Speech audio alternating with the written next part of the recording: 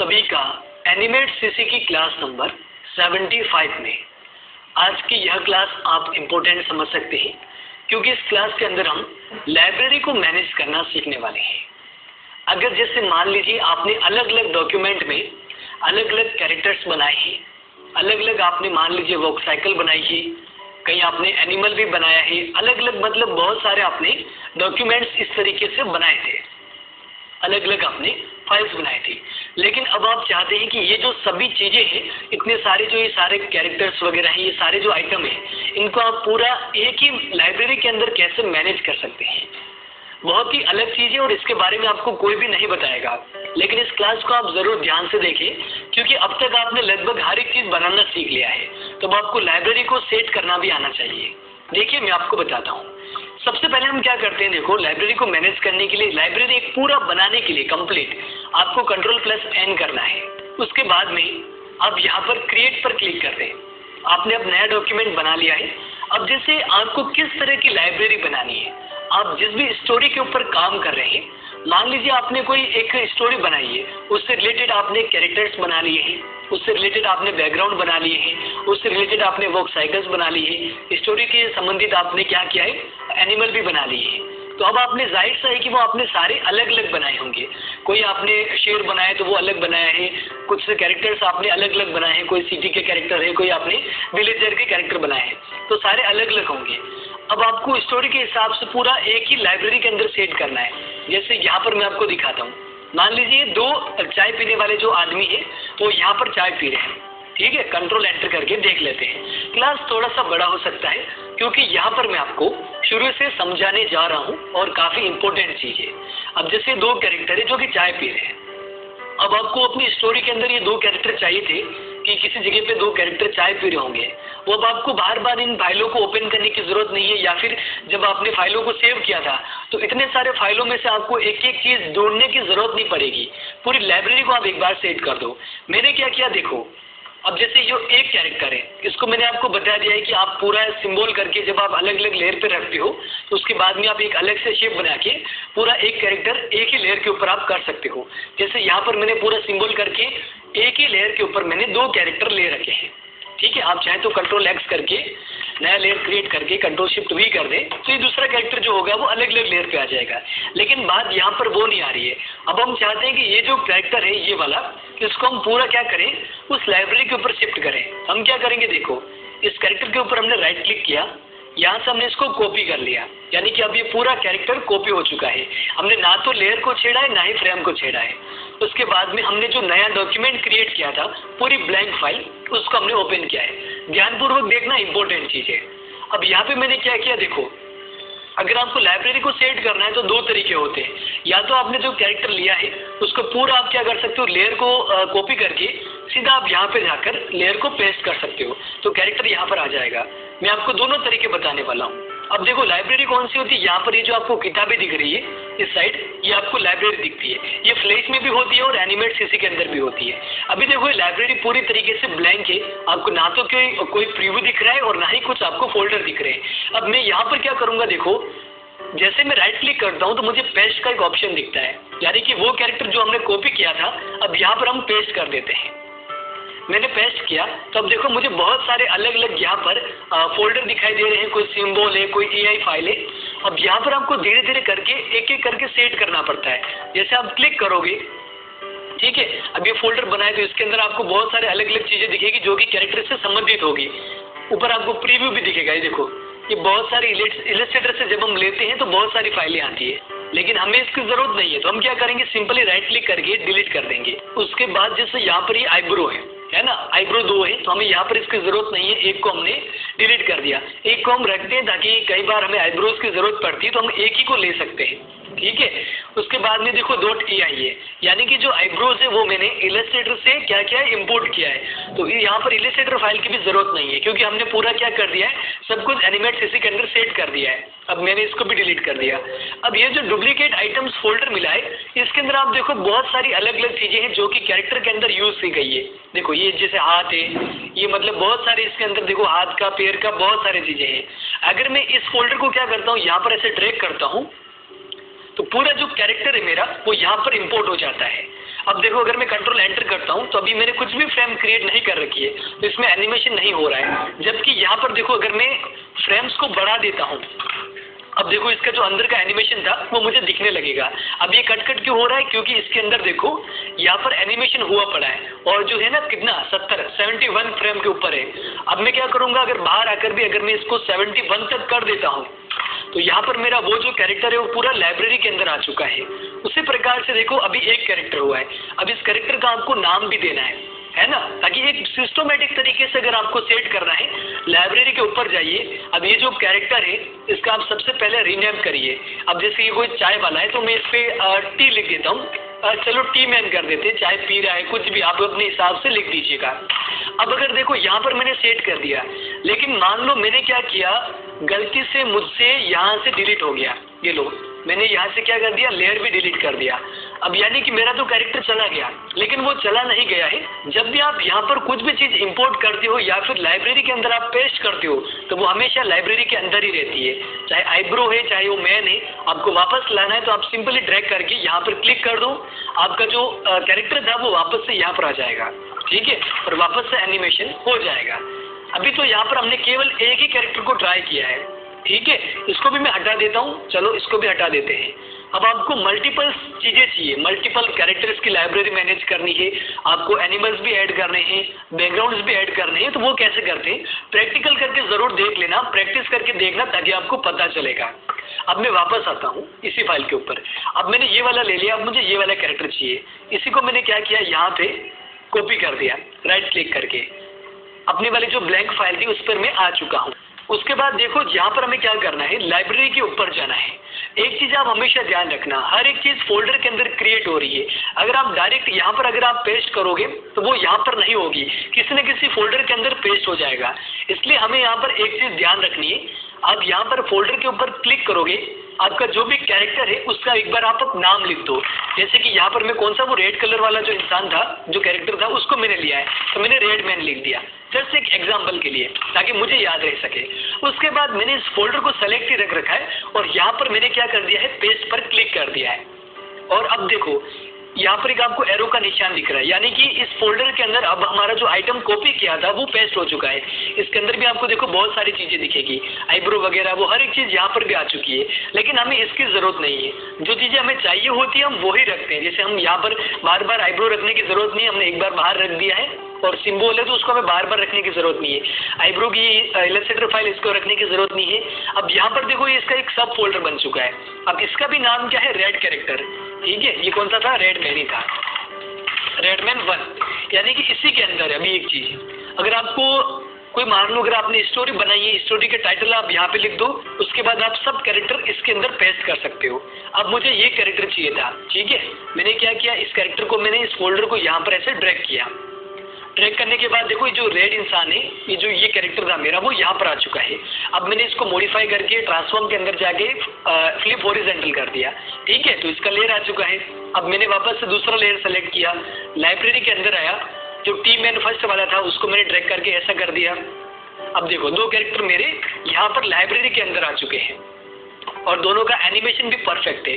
उसके बाद देखो एक चीज और बताता हूँ, अब मान लो ये नहीं चाहिए, इसको मैंने डिलीट कर दिया, हम यहाँ पर खाली लाइब्रेरी को मैनेज करना सीख रहे हैं। अब उसके बाद में चलो यहाँ पर मुझे बैकग्राउंड भी चाहिए, ये बैकग्राउंड का आपको पता ही है, वही चीज दोहरानी है, आप कॉपी करो, वापस से यहाँ पर जाओ अपनी नई फाइल के ऊपर, वहाँ पर आप पेस्ट कर दो।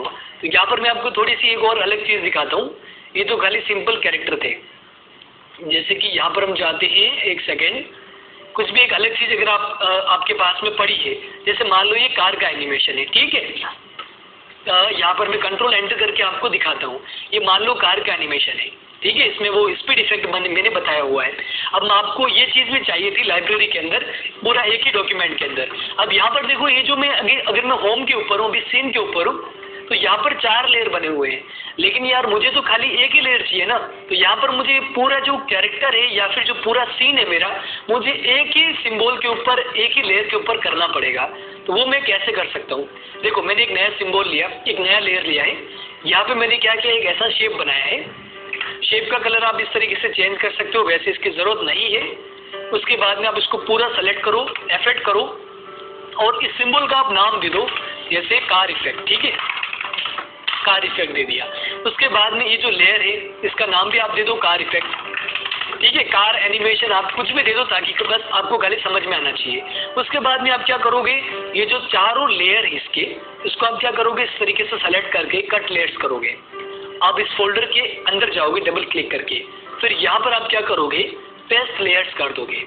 और जो सिंपल वाला जो फोल्डर था ना, नीचे नीचे देखो यहाँ पर बन चुका है, नीचे नीचे इसको आप डिलीट कर दो। अब आप यहाँ पर सेम के ऊपर आ जाओ, तो आपका जो पूरा जो फाइल था, यानी कि जो आपने अलग अलग तरीके से लेयर बनाए थे, एनिमेशन किया था, वो पूरा एक ही लेयर के ऊपर आ चुका है। तो जिनको नहीं पता है कि लेयर को मैनेज कैसे करते हैं, अलग अलग लेयर को पूरा एक ही कैसे करते हैं, तो ये चीज़ आपको याद रखनी है। अब इसके अंदर भी वही पूरा एनिमेशन हो चुका है, आपको खाली थोड़ा सा देखो, यहाँ पे मैंने साइड में कर दिया, तो ये देखो इस तरीके से आपका क्या है, पूरा एनिमेशन भी यहाँ पर हो चुका है।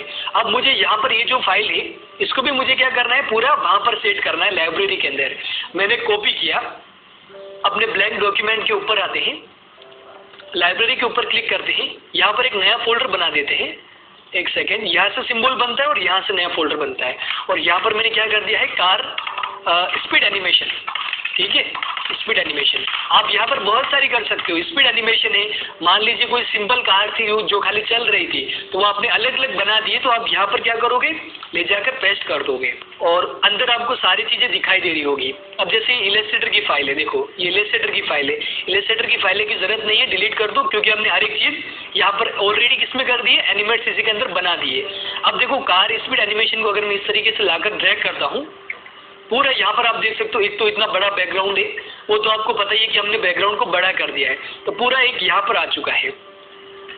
अब मैं कंट्रोल एंटर करता हूँ तो आपको क्या दिखेगा, जो कार का एनिमेशन है वो आपको दिखेगा। यानी कि हर एक चीज़ हमने क्या कर दी है, कार का अलग कर दिया है, मैन का अलग कर दिया है, अलग मैन का अलग कर दिया है। अगर यहाँ से डिलीट करोगे तो भी कोई दिक्कत नहीं है, आपको खाली ये फाइल सेव करनी है। चलो थोड़ा सा मैं आपको और दिखा देता हूँ। वैसे तो आपको ये चीज़ समझ में आ गई होगी कि कैसे आपको क्या करना रहता है, ठीक है। अब जैसे एक वॉक साइकिल का मैं आपको और दिखा देता हूँ, वॉक साइकिल का भी आप कैसे ले सकते हो। जैसे यहाँ पर एक और वो कौन सा है, हंसते हुए एक इफेक्ट हमने बनाया था, ठीक है। अब जैसे हंस रहा था, तो आपने इसका जो सिंपल पोज होगा वो तो आपने ले लिया होगा और लाइब्रेरी में पेस्ट कर दिया होगा। अब मान लो आपको ये हंसने वाला एकदम से इफेक्ट चाहिए होता है, तो आप क्या करोगे, खाली लाइब्रेरी के अंदर जाकर जो हंसने वाला जो इफेक्ट था उसको लाके ड्रैग कर दो, बस सिंपल सा काम है। अब यहाँ पर हमने इसको भी क्या किया, यहाँ से कॉपी किया, अंदर गए अपने वाले ब्लैंक डॉक्यूमेंट पर, यहाँ पर आने के बाद एक नया फोल्डर जरूर बनाना, ताकि फोल्डर वाइज ये कस्टमाइज करना बहुत बड़ी चीज होती है। अगर आपने मान लो क्लास को पूरा नहीं देखा और आपने डायरेक्टली सभी जगह पे कॉपी पेस्ट कर दिया, तो आपको खुद नहीं पता चलेगा कि आपने कौन सा कैरेक्टर किसका किया है। फिर जब आप ड्रैग करोगे तो मान लो किसी कैरेक्टर का खाली हाथ ही इम्पोर्ट होगा, किसी का पेड़ ही इम्पोर्ट होगा, तो इसलिए फोल्डर जरूर बनाना है। जैसे यहाँ पर ये कौन सा था, लाफिंग इफेक्ट कुछ था ना, ठीक है, लाफिंग कैरेक्टर हम कुछ भी लिख देते हैं।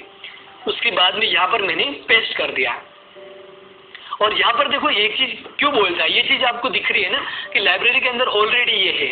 ऑलरेडी मतलब इसका ये कि हमारी जो हंसने वाली फाइल ऑलरेडी नहीं है।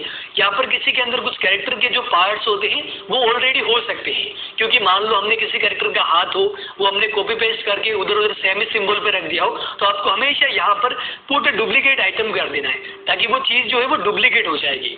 अब इसको भी हम अंदर जाकर देख लेते हैं कि कौन सी चीज़ें इंपॉर्टेंट है।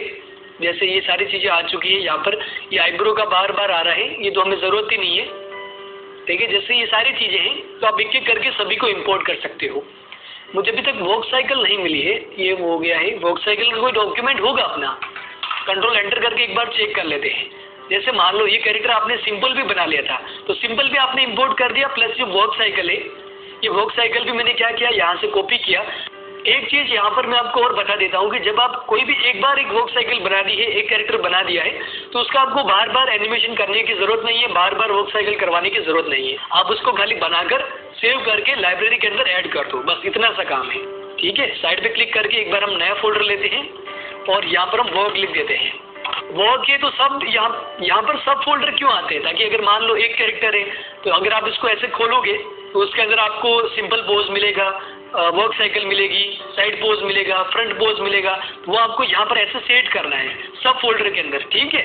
जैसे वर्क का फोल्डर है तो उसके अंदर साइड की वर्क होगी, फ्रंट वर्क होगी, वो सारे आप इसके अंदर ऐड कर सकते हो अगर आपके पास में है तो।